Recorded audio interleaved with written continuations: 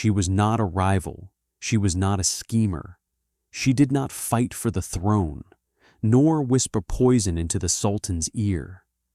And yet, she was one of the women Sultan Suleiman loved most.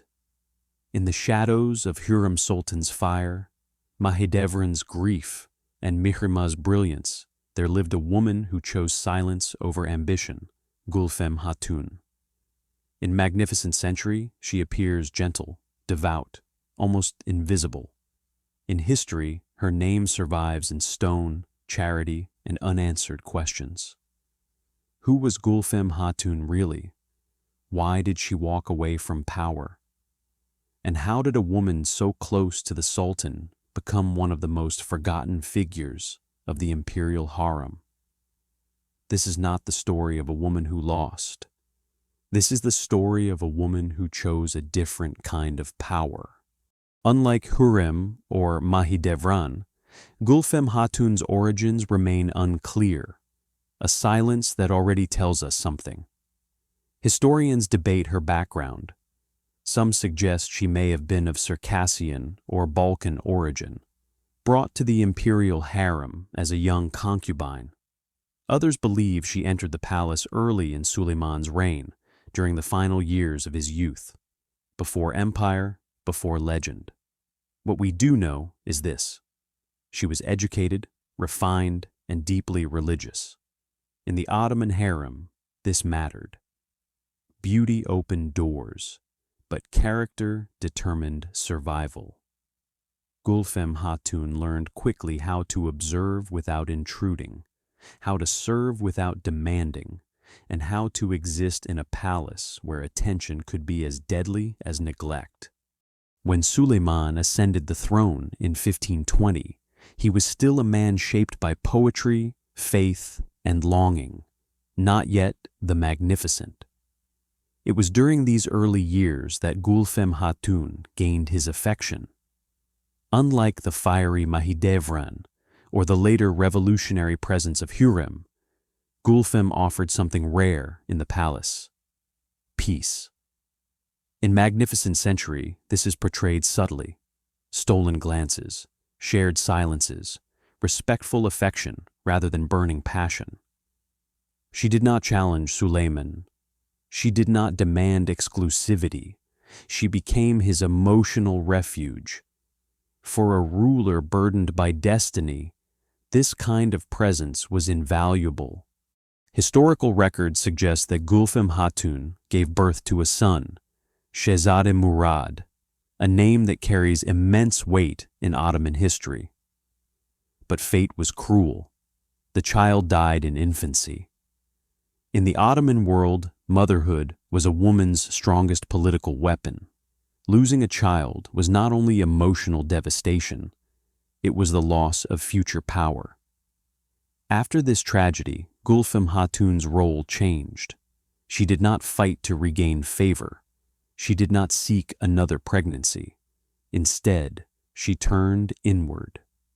In Magnificent Century, this loss is portrayed as the moment Gülfem withdraws, emotionally and politically, from palace life. And this withdrawal was not weakness. It was a conscious retreat from a deadly game.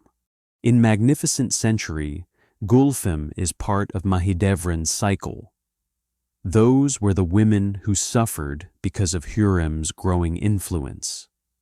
These women shared animosity towards Suleiman's new favorite wife, and Mahidevran was a strong force in the middle of the circle.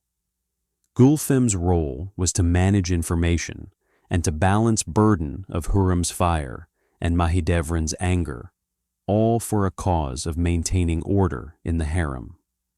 Later in the series, Gülfem distances herself from Mahidevran, and when Hürrem gets sick, Gülfem even gives her quiet support. As Gülfem grew quieter, another woman reshaped the empire, Hürrem Sultan.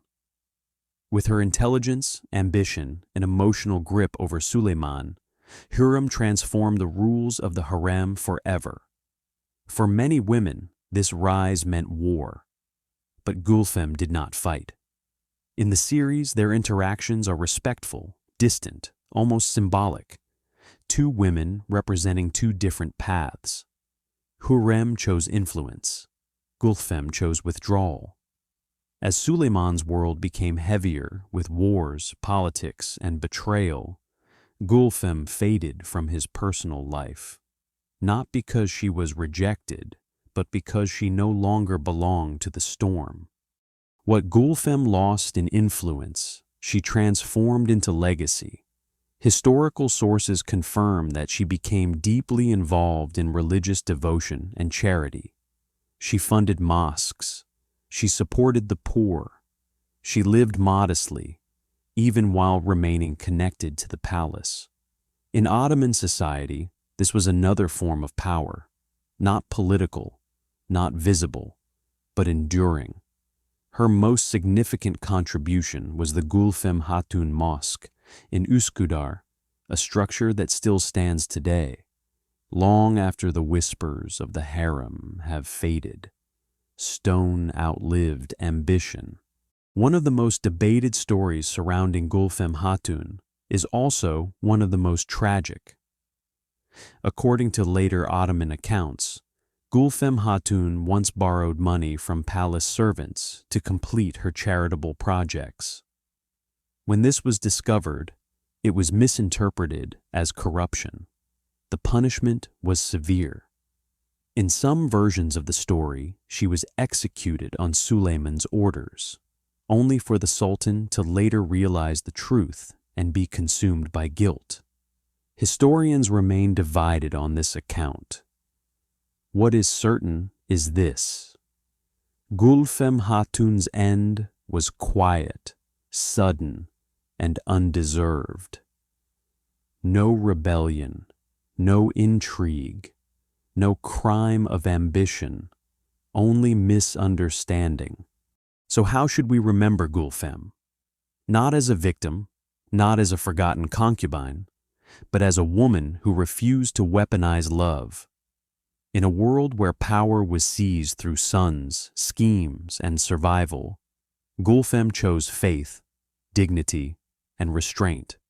Her story challenges everything we think we know about strength in the Ottoman court. Sometimes the most radical act is stepping away. Gülfem did not leave behind empires or heirs. She left behind something rarer, a question. What if power isn't always loud? What if legacy doesn't always demand domination? And what if history forgets, not because a woman was weak, but because she refused to fight?